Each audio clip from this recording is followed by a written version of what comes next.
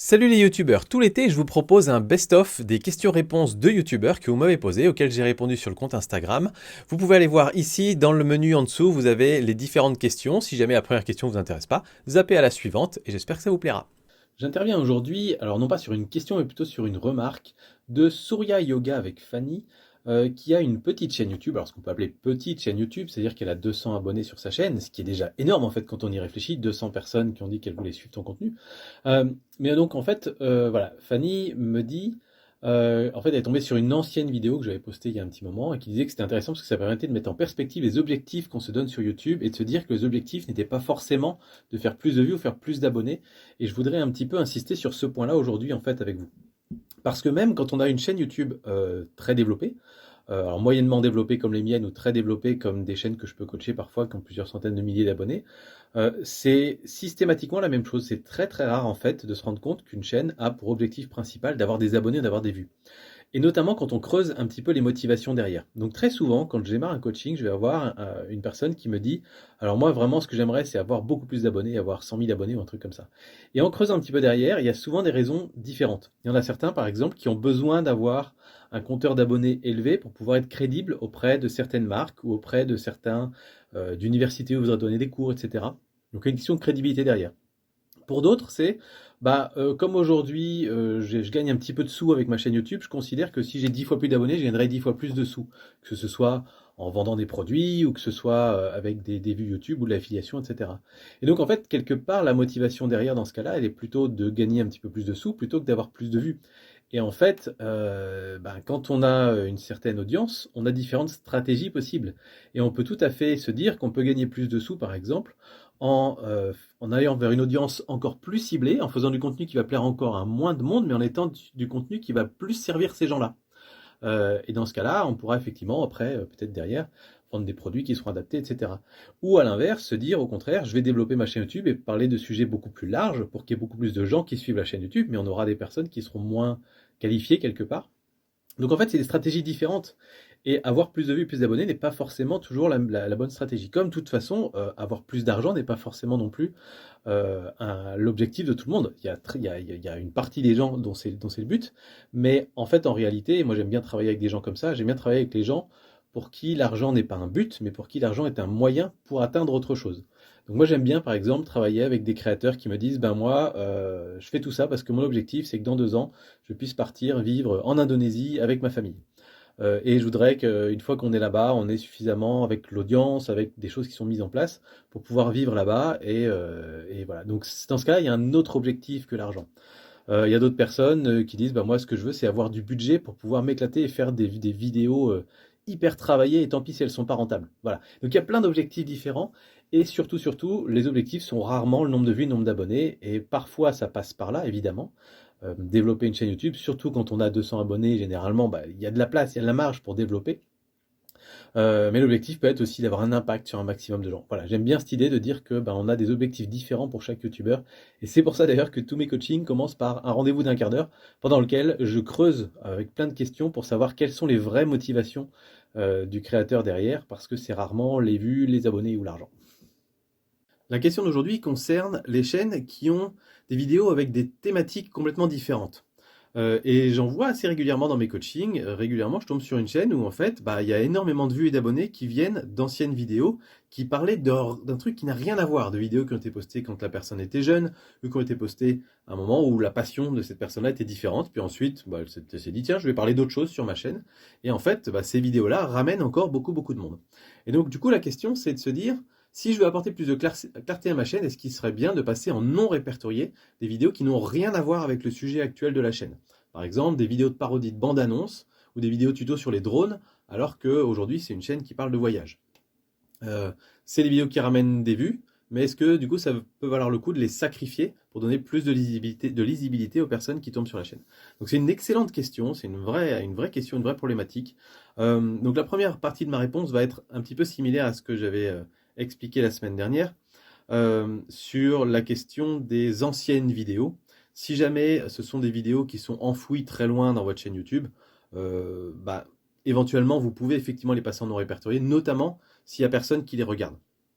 Maintenant, s'il y a du monde qui tombe dessus, bah, j'ai tendance à dire gardez-les publics, parce que vous avez des personnes qui vont tomber sur ces vidéos, qui vont ensuite aller voir les autres vidéos de votre chaîne, et beaucoup vont se dire c'est des vidéos qui n'ont rien à voir, tant pis, mais certains vont dire ah bah tiens, en fait j'aime bien ce créateur, je regarde d'autres vidéos de ce créateur, il parle d'autre chose, mais peu importe, je vais m'abonner quand même. Donc ça peut quand même vous apporter des nouveaux abonnés, des nouvelles personnes. Maintenant, je pense que le sens de ta question, c'est plutôt, j'ai un peu peur que, bah, du coup, j'ai des personnes qui viennent, par exemple, pour regarder, trouver des vidéos pour apprendre à utiliser un drone, par exemple, donc des gens qui sont intéressés par ce sujet. J'ai peur qu'ils s'abonnent sur cette vidéo-là, en attendant, en imaginant avoir des vidéos de drone, et ensuite, à chaque fois que je sors des vidéos de drone, des vidéos de voyage, par exemple, et ben, cette personne ne clique pas, ne va pas la voir, et du coup, c'est un abonné un peu fantôme, et qui du coup va probablement donner des mauvaises statistiques à toutes les futures vidéos qui vont sortir sur ma chaîne. Et ça, c'est pas totalement idiot, parce qu'effectivement, oui, il va y avoir, bah, ça va impacter forcément un petit peu le taux de clic. Et là, je suis pas certain qu'aujourd'hui YouTube soit suffisamment intelligent pour se dire que, en fait, voilà, aujourd'hui YouTube regarde le taux de clic par rapport à la source qui est observée. Donc par rapport, par exemple, sur la page d'accueil, sur toutes les personnes qui se voient suggérer cette vidéo sur la page d'accueil, quel est le taux de clic? Si le taux de clic est très bon, on le suggère plus sur la page d'accueil. S'il est moins bon, on arrête de le suggérer sur la page d'accueil et donc on ne le montre pas à des nouvelles personnes. Euh, YouTube, on sait, arrive petit à petit à savoir quel type de personnes apprécient les vidéos, apprécient vos vidéos pour recommander des personnes qui ont des profils similaires. C'est comme ça que vous pouvez être découvert aussi. Mais je ne suis pas certain que YouTube aujourd'hui arrive à mixer un peu les deux, surtout juste après la sortie de la vidéo, dans les 2, 3, 4 premiers jours, surtout si la chaîne n'est pas très grosse. Et donc, à mon avis, YouTube se dit, ben, imaginons que sur cette vidéo drone, vous ayez 100 nouveaux abonnés par mois, et que par ailleurs, votre chaîne, l'essentiel des abonnés soit venu par là. Et ben, systématiquement, dès que vous allez sortir une nouvelle vidéo de voyage, bah, chaque nouvelle personne qui s'est abonnée dernièrement va se voir suggérer cette vidéo de voyage, le taux de clic sera très bas, et donc ça risque un peu d'abîmer, on va dire, la performance de votre chaîne. Donc si c'est une vidéo qui est très très performante, qui amène beaucoup d'abonnés directs, c'est peut-être là qu'il faut aller voir. Allez voir dans les statistiques des analytics si vous avez beaucoup de vidéos, beaucoup d'abonnés directs par mois sur cette vidéo-là. Dans ce cas-là, c'est un problème. Si par contre vous n'avez pas beaucoup d'abonnés directs, c'est que les gens vont sur votre chaîne YouTube et découvrent le reste du contenu, il n'y a pas de souci. Dans ce cas-là, ça va plutôt bien.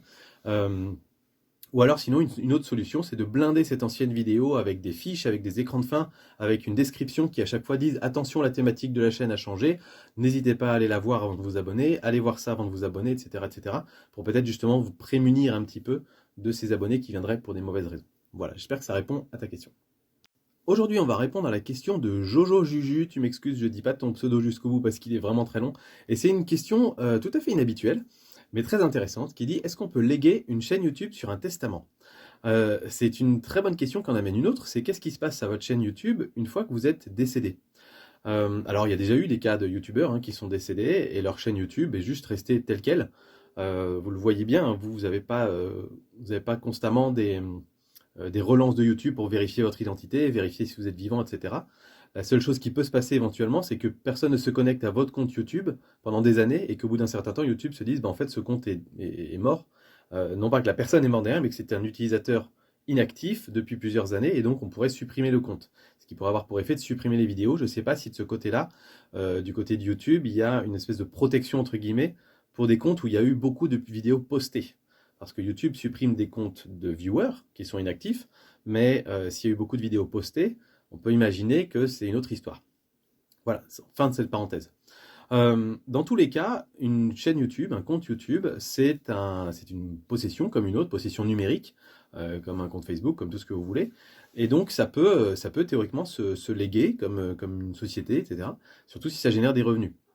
La seule difficulté, c'est qu'il faut être capable de pouvoir donner son identifiant et son mot de passe quelque part. Parce que c'est l'identifiant et le mot de passe qui permettent de se connecter à la chaîne YouTube, ou l'identifiant et le mot de passe du compte Google qu'il y a derrière, parce que c'est le seul moyen pour pouvoir se connecter à ce compte ensuite.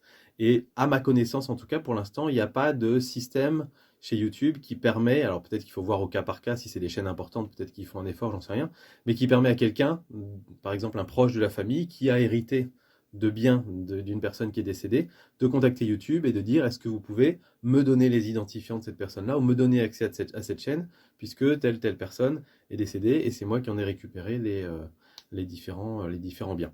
Donc voilà, c'est une question hyper intéressantes, mais je pense que le plus simple, c'est soit de noter peut-être dans votre testament les codes d'accès, j'en sais rien, même si évidemment ils changent, soit peut-être de les mettre dans un endroit particulier où vous savez que la personne peut les retrouver, ou utiliser par exemple un générateur de mots de passe. Vous savez qu'on a des systèmes qui permettent aujourd'hui par exemple de gérer tous les mots de passe que vous avez en ligne, et vous avez un mot de passe maître qui permet ensuite d'accéder à tous les mots de passe. Ça permet aussi de renouveler les mots de passe, de mettre des mots de passe super sécurisés sans jamais avoir besoin de s'en souvenir.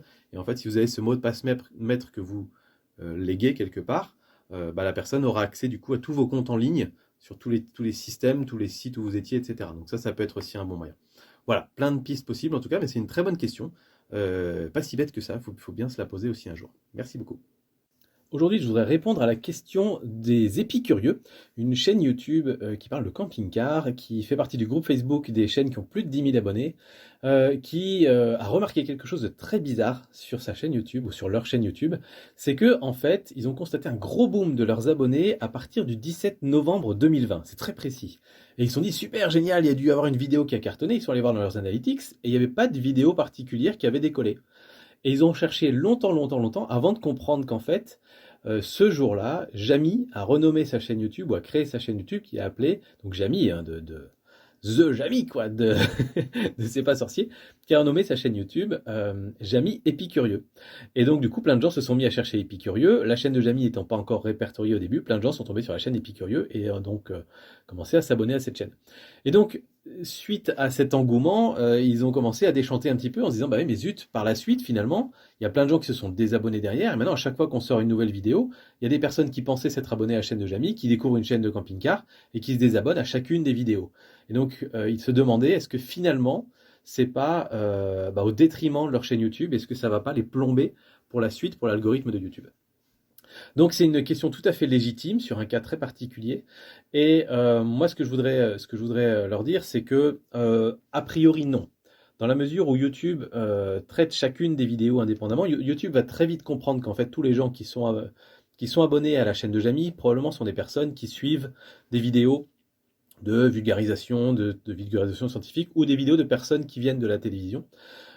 Et que ces personnes-là, finalement, ne sont pas intéressées par leur contenu. Donc, YouTube va très vite faire le lien et arrêter de proposer ces vidéos aux nouvelles personnes qui se sont abonnées. Alors, donc, il n'y aura pas vraiment de souci. Et si YouTube voit que dans le milieu des camping-cars, telle vidéo ou telle vidéo fonctionne bien, YouTube va toujours la recommander plus dans ce milieu-là. Donc voilà, les algorithmes de YouTube arrivent très bien à distinguer les audiences. Et c'est pas parce qu'une audience ne répond pas bien que YouTube va pas le recommander à une autre audience. Donc je me ferai pas trop de soucis de ce côté-là. Par contre, la difficulté, en fait, c'est plus une difficulté, on va dire, de mentalité ou d'état d'esprit pour les créateurs YouTube, parce que d'avoir systématiquement, quand on sort une vidéo, des pertes d'abonnés, c'est décourageant au bout d'un moment, et ça va se faire sur la longueur, parce qu'il y a des gens qui vont mettre du temps avant de se rendre compte.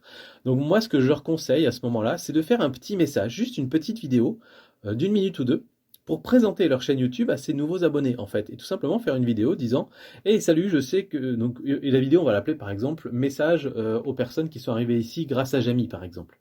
Et faire juste une petite vidéo en expliquant que, le hasard des choses a fait que Jamy a appelé sa chaîne Les Épicurieux comme notre chaîne et vous êtes nombreux, vous êtes venus vous inscrire ici.